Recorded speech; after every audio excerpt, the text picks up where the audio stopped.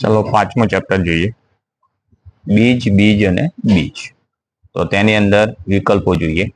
તો કે સૌથી પહેલો વિકલ્પ, નીચેના પૈકી કયો છોડ શિકારી છોડ કહેવાય છે?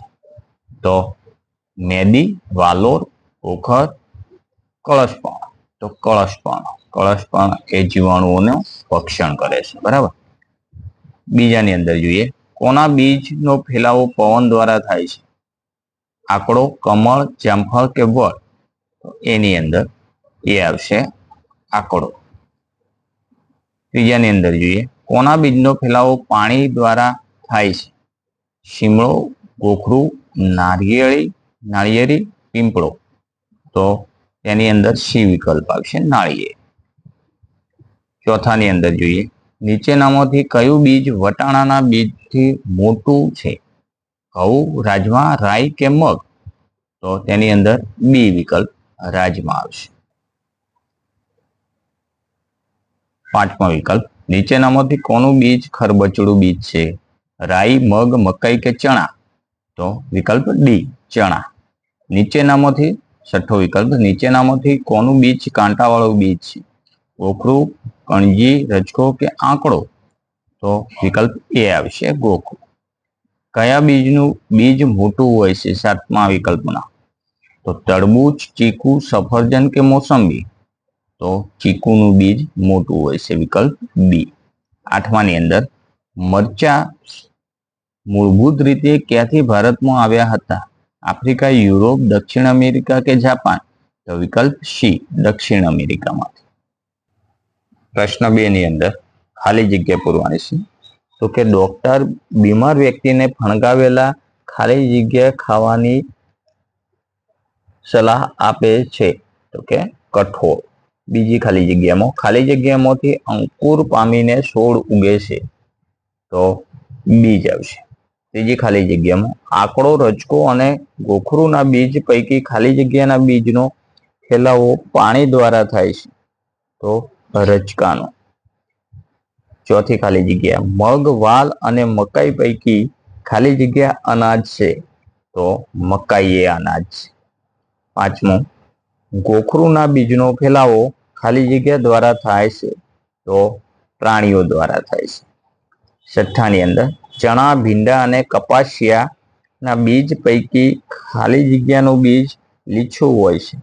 તો ભીંડાનું બીજ લીછું હોય છે. તેના પછી સાતમી ખાલી જગ્યા, વાલ, રાઈ અને કારેલાના બીજ પૈકી ખાલી જગ્યાનું બીજ ખરબચડું હોય છે. તો કે કારેલાનું બીજ ખરબચડું હોય છે.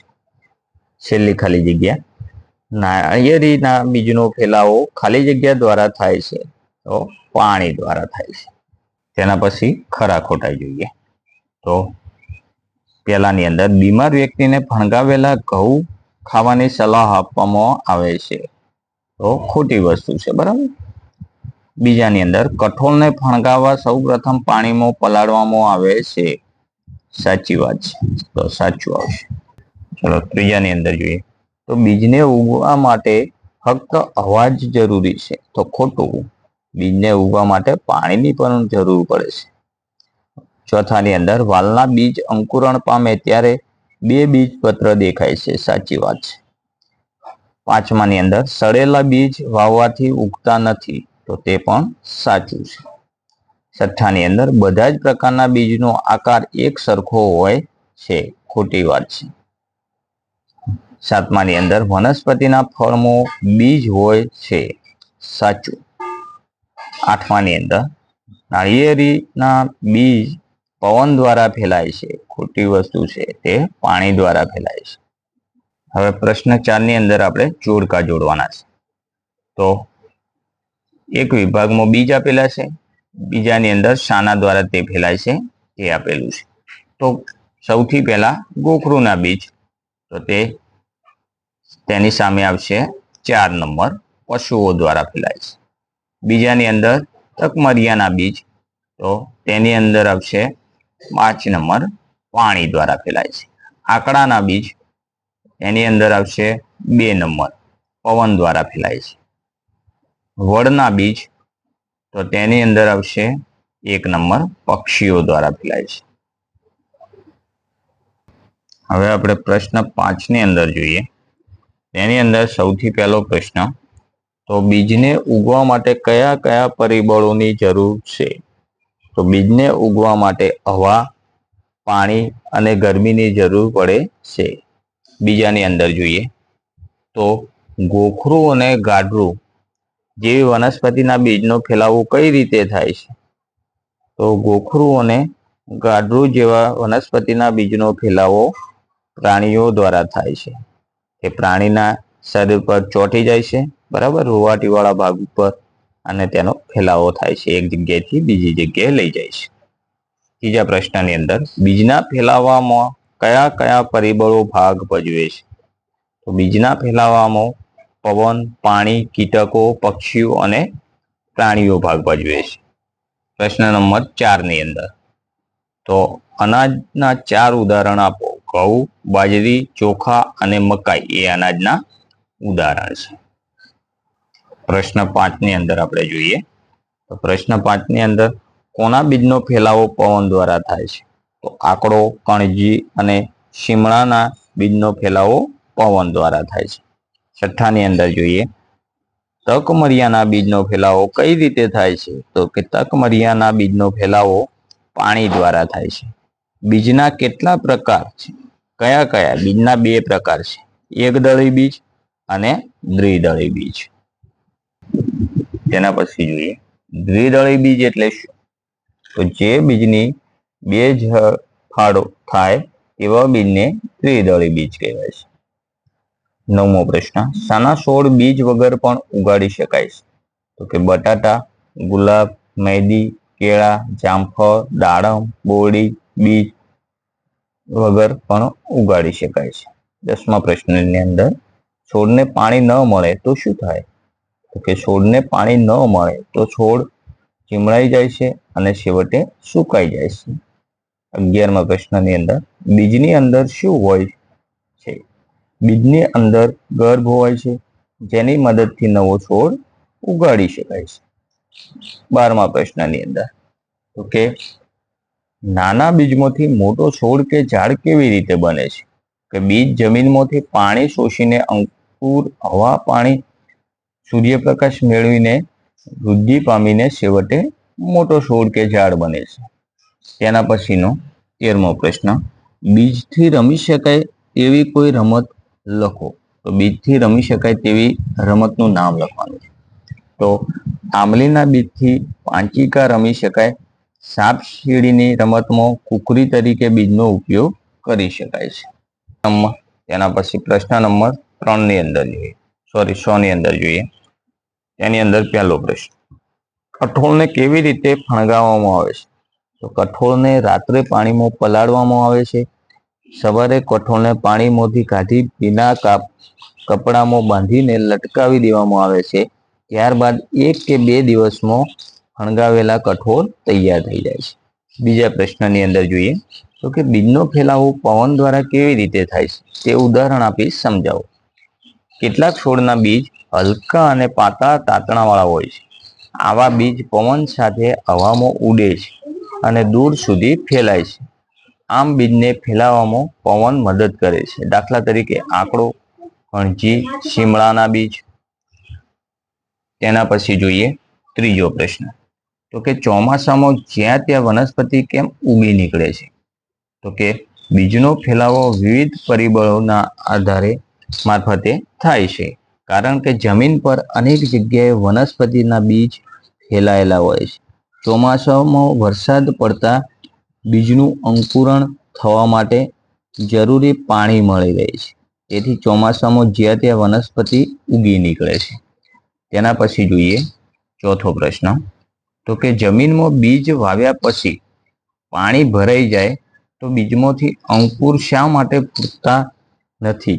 તો કે બીજમાંથી અંકુર ફૂટવા માટે પ્રમાણસર પાણીની જરૂર છે. સાથે સાથે બીજની જગ્યાઓ હવા અને ગરમી મળવા પણ જરૂરી છે. વધુ પાણી ભરાઈ જવાથી બીજને જરૂરી હવા અને ગરમી મળતા નથી. તેથી બીજમાં અંકુર ફૂટતા નથી. હવે 5મો પ્રશ્ન, આખી તુવેર અંકુરિત થાય પરંતુ તુવેરની દાળ અંકુરિત કરી શકાતી નથી. આવું કેમ? આખી તુવેર એ તુવેરનું બીજ છે. તેને અનુકૂળ જમીન, હવા, પાણી મળતા અંકુરણ થાય છે.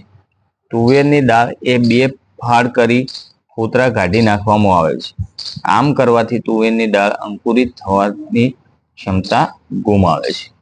છઠ્ઠા પ્રશ્નની અંદર, જો બીજ ફેલાય નહીં અને એકની એક જગ્યાએ પડી રહે તો શું થાય? તો એક જ ઝાડના બધા બીજ એકની એક જગ્યાએ પડી રહે તો બધા બીજ એક સાથે ઉગશે. પરિણામે દરેક રીતે વિકાસ થશે નહીં. વળી બીજ એક જ જગ્યાએ પડી રહે તો બીજી જગ્યાએ તેવી વનસ્પતિ જોવા નહીં મળે. બીજનો ફેલાવો કરવામાં ભાગ ભજવતા 2 પરિબળો ઉદાહરણ આપી સમજાવો. તો કે પવન, તો કે બીજ વજનમાં હલકા હોય તેવા બીજ પવનથી ઉડીને એક જગ્યાએથી બીજી જગ્યાએ ફેલાય છે. ઉદાહરણ તરીકે આકડો, કણજી અને શિમળાના બીજ. હવે પાણી, પાણીમાં તરે તેવા બીજ પાણીના પ્રવાહ સાથે ખેંચાઈને એક જગ્યાએથી બીજી જગ્યાએ ફેલાય છે. ઉદાહરણ તરીકે રજકો અને તકમરિયાના બીજ. આઠમો પ્રશ્ન, તો કે બીજના ફેલાવાથી થતા ફાયદા જણાવો. તો વનસ્પતિના બીજ જુદી જુદી જગ્યાએ ફેલાવાથી તે વનસ્પતિની એક જ સ્થળે ગીચતા થતી એટલે છે.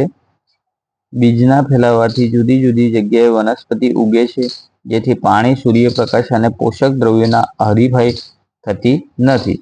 બીજના ફેલાવાથી એક જ પ્રકારના વનસ્પતિને નવી વસાહતમાં બહોળો ફેલાવો કરવાની તક મળે છે. આથી વનસ્પતિનો વિસ્તાર વધે છે. સાતમો પ્રશ્ન, તો કે નીચે આપેલા વૃક્ષોના બીજને શું કહેવાય તે લખો. તો કે લીમડો, તો લીમડાના બીજને શું કહેવાય? લીંબોળી કહેવાય. આંબલી, તો આંબલીના બીજને કહેવાય કચુકો અથવા આંબલિયો પણ કહેતા હોય છે. બોરડી, તો બોરડીના બીજને કહેવાય છે ઠળિયો. આંબો, આંબાના બીજને કહેવાય છે ગોટલો. વડ, તો વડના બીજને કહેવાય છે ટેટા. બીજા પ્રશ્નની અંદર જોઈએ તો રંગ, દેખાવ, લીસો કે ખરબચડો એ લખવાનું છે. તો મગનું બીજ, તો તેનો રંગ કેવો હોય છે? લીલા રંગનો હોય છે અને દેખાવ હોય છે લીછા હોય છે.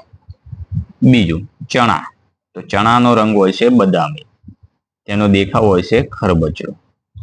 ત્રીજાની અંદર વટાણા, તો વટાણાનો રંગ હોય છે આછો લીલો અને તે લીછા હોય છે. ચોથાની અંદર કેરીનો ગોટલો, કેરીનો ગોટલોનો રંગ હોય છે આછો સફેદ અને તે ખરબચડા હોય છે. મકાઈ, મકાઈનો રંગ હોય છે પીળો અને તે લીછા હોય છે. ઘઉં, તો ઘઉંનો રંગ બદામી હોય છે અને તે લીછા હોય છે. તરબૂચનું બીજ, તો તેનો રંગ હોય છે કાળો અને તે લીછા હોય છે. લીંબોળી, તો તેનો રંગ હોય છે પીળાશ પડતો લીલો અને તેનું ખરબચડો હોય છે દેખાવ. હવે પ્રશ્ન 3 ની અંદર જોઈએ તો કે દરેકના 2 બીજના નામ લખો. તો રસોડામાં મસાલા તરીકે વપરાતા બીજ, તો કે કાળી મરી અને મેથી. બીજું શાકભાજીના બીજ, તો ભીંડા અને ટામેટા. ફળોના બીજ, તો તેની અંદર સફરજન અને સંતરા. હલકા બીજ, ઊંઘ મારતા ઉડી જાય તેવા, તો કે જીરું અને અજમા. ચપટા બીજ, તો તરબૂચ અને કારેલા.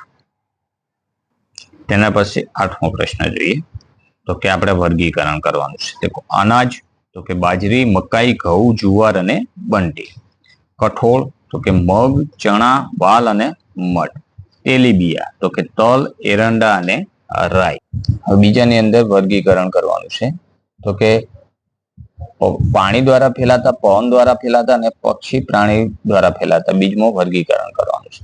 તો કે પાણી દ્વારા ફેલાતા બીજ, તેની અંદર આવશે નારિયેળી, રજકો અને તકમરિયા. પવન દ્વારા ફેલાતા બીજ, તો તેની અંદર આવશે આકડો,